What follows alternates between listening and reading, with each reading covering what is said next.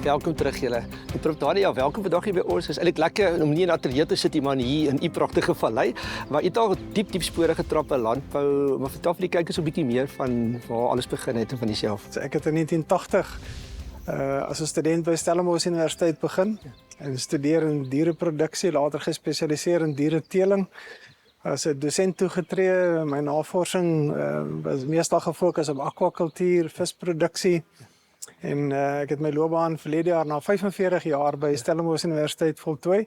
Leeftyd. As dekaan van die fakulteit Agriwetenskappe. En ek geniet nou my vroeë aftrede. So. Ag, lekker. Ja, prof lyk baie jonk. Ek moet sê, sy doen iets reg.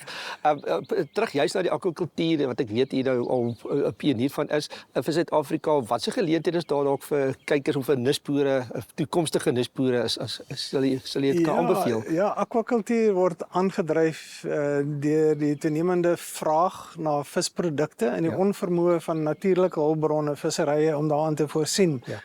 So die geleenthede aan die varswaterkant het aanvanklik kwai gefokus op baber en kurpers of die bream, die tilapia is die wetenskaplike naam daarvan. Maar mettertyd het daai produksie meer noord geskuif waar die klimaatsfaktore en die natuurlike hulpbronne rondom water meer daartoe genee is en ons sien hoe Suid-Afrikaners pionierswerk doen in Zambië, Zimbabwe, Tanzanië, al die pad op tot Uganda en selfs Ghana. Ja. So mense moet maar jou oë oop hou en die geleenthede is meestal rondom die integrasie van waterbenutting, akwakultuur, gebruik water, hy verbruik hom nie. So aquaponika waar dit gekombineer word met groenteproduksie, waar dit 'n ruiltransaksie is, die vis gebruik die water en stel die nutriënte aan die plante beskikbaar. Dis 'n opwindende nuwe tegnologie wat in die stedelike, peristedelike omgewing baie sterk posvat.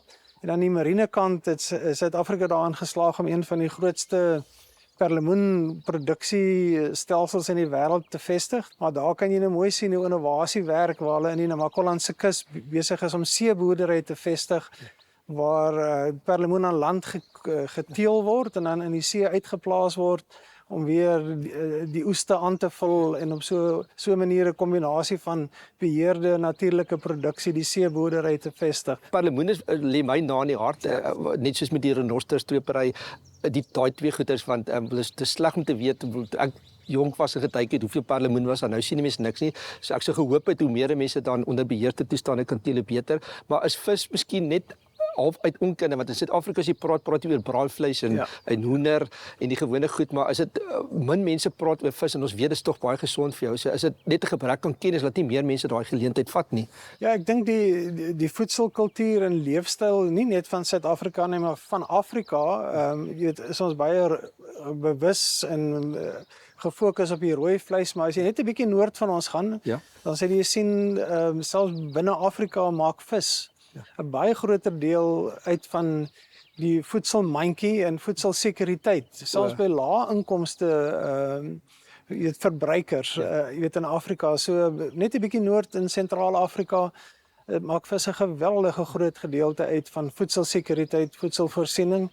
En dit is ook waar die fokus nou is om dit op te skaal na beheerde produksie om deur werkskepping en waardeketings ekonomiese groei te stimuleer. Ons sê altyd ons bou die land op met landbou, want dit is een plek waar ons kan vinnig, weet jy vandag toepas, kan jy al die vrugte pluk binne 'n seisoen. Dis nie langtermynplanne en eers jou kinders se kinders gaan by batie. So ons gaan verseker, lyk my ek het dan baie om na uit te kyk, want ek dink jy lê groot nuwe mooi dinge vir ons land voor met al hierdie nuwe kundigheid wat deur julle hande daar gekom het.